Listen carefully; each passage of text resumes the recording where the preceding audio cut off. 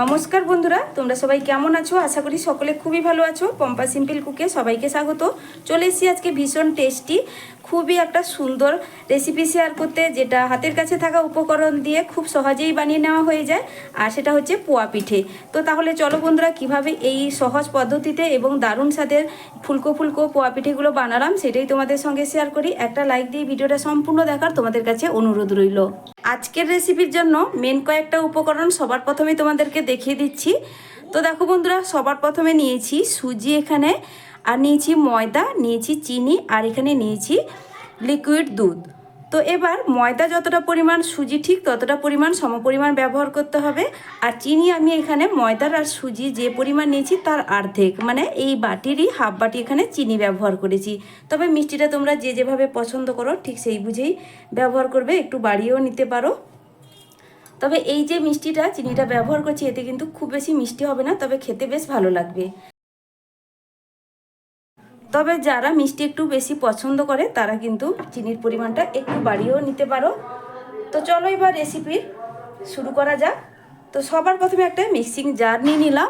এবার এই জারের মধ্যে প্রথমে দিয়ে দিচ্ছি সুজি, আর এখানে আমি সরুদানা সুজিটা ব্যবহার করেছি। এখানে যে কোনো সুজি তোমরা এই রেসিপির জন্য ব্যবহার করতে পারো। আর আমি প্রথমে সুজিটাকে একটু গুঁড়ো করে নেব, তাহলে কোনো রকম ঝামেলা হবে না আর খুব কম সময়ের মধ্যে রেডি হয়ে যাবে। সঙ্গে আমি দিয়ে দিচ্ছি চিনি।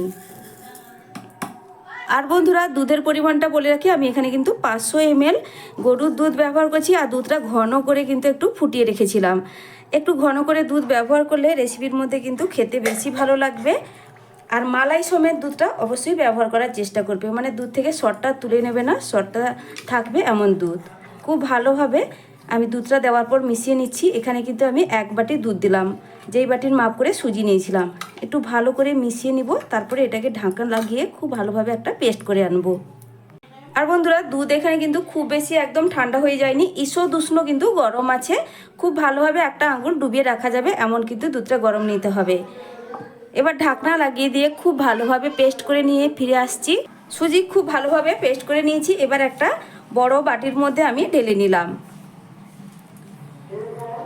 ভীষণ টেস্টি আর খুবই সহজ একটি রেসিপি শেয়ার করছি বন্ধুরা, বাড়ির বড় থেকে ছোট সবাই কিন্তু ভীষণ পছন্দ করবে। তো দেখো, এবার কিন্তু যে ময়দাটা আমি মেপে রেখেছিলাম সেই বাটিরই কিন্তু 1 বাটি আমি ময়দাটা দিয়ে দিলাম। এবার সুজির সঙ্গে ময়দাটাকে ভালো করে একটু মিশিয়ে নেব। তো দুধটা আমি সরিয়ে রেখেছি, আমি কিন্তু অল্প অল্প পরে ব্যবহার করব। প্রথমে ময়দাটাকে মিশিয়ে নিতে হবে। বাড়িতে আসা হঠাৎ কোনো অতিথি বা হঠাৎ কিছু মিষ্টি জাতীয় খাবার খেতে মন চাইছে, তাহলে অবশ্যই এই রেসিপিটা একবার বাড়িতে বানিয়ে দেখবে, ভীষণ ভালো লাগবে। আর উপকরণও কিন্তু খুব বেশি লাগে না। আর যেসব উপকরণগুলো বন্ধুরা ব্যবহার করছি সেগুলো কিন্তু সবার হাতের কাছে কম বেশি থাকে, তো খুব সহজেই বানিয়ে নেওয়া হয়ে যায়। আর অল্প সময়ে কিন্তু বানিয়ে নেওয়া হয়ে যায়, যখন মন চাইবে তখন বানিয়ে নিতে পারবে। এখন একটা হ্যান্ড উইচ দিয়ে খুব ভালোভাবে এটাকে মিশিয়ে নিচ্ছি। শুভ দোল উৎসবের আমার বন্ধুদেরকে আন্তরিক প্রীতি, শুভেচ্ছা ও ভালোবাসা। সবার দোল খুব ভালো কাটুক। তো বন্ধুরা দেখো, এখন কিন্তু খুব ভালোভাবে আমার এই মিশ্রণটা রেডি হয়ে গেছে। এবার কিন্তু আমি অল্প অল্প দুধের ব্যবহার করব, যে বাকি দুধটা আমি রেখেছি। আর পুরো দুধটা কিন্তু আমি ঢেলে দেবো না, অল্প অল্প করে দিতে হবে। এখানে পুরো দুধটা নাও ব্যবহার হতে পারে, তো তার জন্য অল্প অল্প করে দুধ দিয়ে খুব ভালোভাবে এটাকে মিশিয়ে নিতে হবে। আমার চ্যানেলে নতুন বন্ধু, পুরনো বন্ধু সবাইকে স্বাগত। তোমাদের জন্য অনেকটা ভালোবাসা বন্ধুরা, তোমরাও আমাকে ভালোবাসা দিয়ে পাশে থেকো, আর রেসিপিটা সম্পূর্ণ দেখার অনুরোধ রইল। আশা করছি তোমাদের ভীষণ পছন্দ হবে। আর রেসিপির শেষে তোমাদের যদি আমার এই আজকের পিঠে রেসিপিটা ভালো লাগে, তাহলে সুন্দর একটা মতামত আর একটা লাইক দিয়ে আমার পাশে থাকবে। আর আমার চ্যানেলে কেউ নতুন বন্ধু হয়ে থাকলে রেসিপি সম্পূর্ণ দেখার অনুরোধ রইল, আর আমার চ্যানেলটাও ঘুরে দেখার অনুরোধ রইল। আমার চ্যানেলে তোমরা পেয়ে যাবে নিত্য নতুন হাতের কাছে থাকা উপকরণ দিয়ে প্রায় সময় আমি টিফিন রেসিপিগুলো শেয়ার করে থাকি। তো খুব সহজ সরল রেসিপি, হাতের কাছে থাকা, ঝটপট তোমরা বানিয়ে নিতে পারবে এমন রেসিপি। ভালো লাগলে চ্যানেলটি সাবস্ক্রাইব করে রাখবে এইভাবে নিত্য নতুন রেসিপি পাওয়ার জন্য।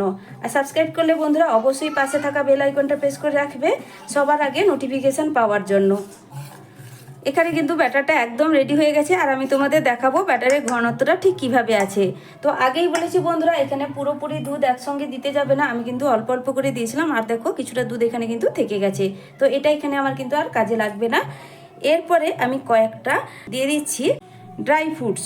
তো ড্রাই ফ্রুটসের মধ্যে আমি এখানে নিয়েছি কয়েকটা কাজু ছোট ছোট করে টুকরো করে নিয়েছি, আর কয়েকটা কিশমিশও একইভাবে ছোট ছোট করে কিন্তু কেটে নিতে হবে, আর কয়েকটা নিয়েছি আমন্ড বাদাম। তো এই কটা আমার হাতের কাছে ছিল, এগুলোই ব্যবহার করলাম। তো তোমাদের পছন্দ মতো যে কোনো এখানে ড্রাই ফ্রুটস তোমরা ব্যবহার করতে পারো। এইভাবে বাদামগুলো দিলে বা কিশমিশটা দিলে খেতে কিন্তু ভালো লাগে। তবে চাইলে শুধুমাত্র কাজু দিয়েও তোমরা বানিয়ে নিতে পারো, মানে হাতের কাছে যেরকম উপকরণ থাকবে সেই দিয়েই কিন্তু বানিয়ে নিতে পারবে। আর দেখো বন্ধুরা, দিয়ে দিচ্ছি সবশেষে সামান্য একটু লবণ। যে কোনো মিষ্টি জাতীয় জিনিসে একটু লবণ না দিলে এর টেস্টটা ঠিকঠাক আসে না, তো তার জন্য অল্প একটু লবণ দিলাম। আবারও খুব ভালোভাবে মিশিয়ে নেব। তো এখানে আরও একটা উপকরণ দিব, তো সেটাও আমি তোমাদের দেখাচ্ছি। তো দিয়ে দিচ্ছি এখানে হাফ চা চামচ মৌরি। মৌরি দিলে কিন্তু ভীষণ ভালো লাগে খেতে। আর এখানে আমার মৌরিটা কিন্তু হালকা শুকনো খোলায় ভাজা আছে। এখানে কাঁচা মৌরিটাও তোমরা ব্যবহার করতে পারো, বা মৌরি না থাকলে এলাচের গুঁড়োটাও তোমরা ব্যবহার করতে পারো। আবারও খুব ভালোভাবে কিন্তু মিশিয়ে নিলাম। এটা কিন্তু কোনো রকম আমি রেস্টে রাখবো না, সাথে সাথেই বানিয়ে নেব। তবে চাইলে হাতের কাছে সময় থাকলে তোমরা কিন্তু এটাকে 5 মিনিট একটু ঢাকা দিয়ে রেস্টেও রেখে দিতে পারো। কোনো রকম কিন্তু বন্ধুরা বেকিং পাউডার বেকিং সোডা এখানে ব্যবহার করছি না। তো এবার চলো ঝটপট তোমাদেরকে রেসিপিটা বানিয়ে দেখাই। তো বন্ধুরা দেখো, গ্যাসে আমি কিন্তু আগে থেকে একটা ফ্রাইং প্যানে কিছুটা তেল গরম হওয়ার জন্য বসিয়ে দিয়েছিলাম। তেলটা কিন্তু গরম হয়ে গেছে, এর মধ্যে কিন্তু পোয়া পিঠেগুলো ভেজে নিব। তো তেল কিন্তু খুব বেশি আবার গরম করলে হবে না, মিডিয়াম গরম করেছি, আর গ্যাসের ফ্লেমটা মিডিয়াম টু হাইয়ের মাঝখানে রেখেছি। এবার আমি একে একে পোয়া পিঠেগুলো একটা হাতার সাহায্যে ছেড়ে দিচ্ছি।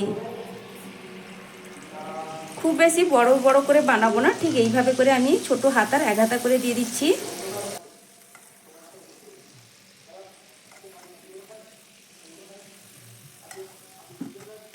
তো বন্ধুরা দেখো, তেলের উপর দেওয়ার সাথে সাথে দেখো পিঠেগুলো কতটা সুন্দর ফুলকোভাবে ফুলে যাচ্ছে আর তেলের উপর ভেসে উঠেছে। প্রত্যেকটা পিঠে কিন্তু একইভাবে তৈরি হবে, কোনো রকম বেকিং পাউডার বা বেকিং সোডা ব্যবহার করা ছাড়া পিঠেগুলো কতটা সুন্দর ফুলকো আর নরম তুলতুলে হয় কিন্তু। আর খুব বেশিক্ষণ ভাজতে সময় লাগে না। এবার এক সাইড হালকা কালার ধরেছে, আমি এবার পিঠেগুলোকে উল্টে দিচ্ছি।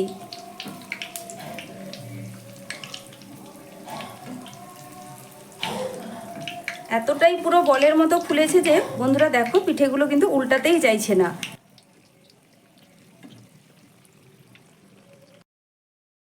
দেখো বন্ধুরা, উল্টে পাল্টে লাল লাল করে কিন্তু পিঠেগুলো ভাজা হয়ে গেছে। একটু লাল লাল করে এই পোয়া পিঠেগুলো ভাজলে খেতে কিন্তু বেশ ভালো লাগে। তো এবার তেল ঝরিয়ে পিঠেগুলো আমি তুলে নিচ্ছি।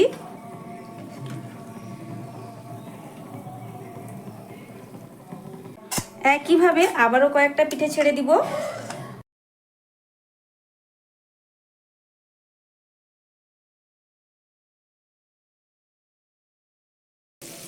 আর পিঠেটা তেলের মধ্যে ছাড়ার সাথে সাথে কিন্তু হাতা খুন্তি কোনো কিছুই লাগাতে যাবে না, তাহলে কিন্তু বন্ধুরা কি হবে, পিঠেগুলো উপর থেকে ফেটে যাবে আর পিঠেগুলো সুন্দর করে ফুলবে না। তো দেখো, আমি কিন্তু কোনো রকম হাতা বা খুন্তির ব্যবহার করিনি, প্রত্যেকটা পিঠে খুব সুন্দর করে কিন্তু ফুলকোভাবে ফুলে উঠেছে।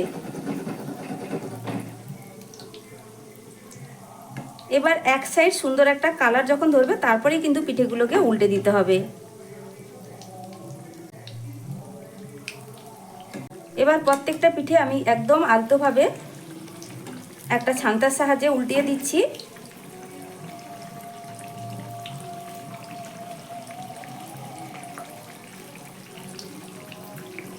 এই পিঠেগুলো কিন্তু বন্ধুরা উল্টে পাল্টে লাল লাল করে ভাজা হয়ে গেছে, তেল ঝরিয়ে এবার পিঠেগুলো তুলে নেব। আর একইভাবে বাকি যতটুকু ব্যাটার আছে পিঠেগুলো বানিয়ে নেওয়ার পরেই ফিরে আসছি। তো বন্ধুরা, সব পিঠেগুলোই আমার এখানে রেডি হয়ে গেছে। দেখো দেখতে কতটা সুন্দর লাগছে, দেখতেও যেমন সুন্দর, এগুলো খেতে কিন্তু ভীষণ টেস্টি। আর কতটা ফুলকো হয়েছে দেখো, প্রত্যেকটা পিঠে ভেজে নেওয়ার পরেই কিন্তু আমি তোমাদের দেখাচ্ছি, আর আমি ভেতর থেকে দেখাচ্ছি কতটা পারফেক্টভাবে পিঠেগুলো তৈরি হয়েছে।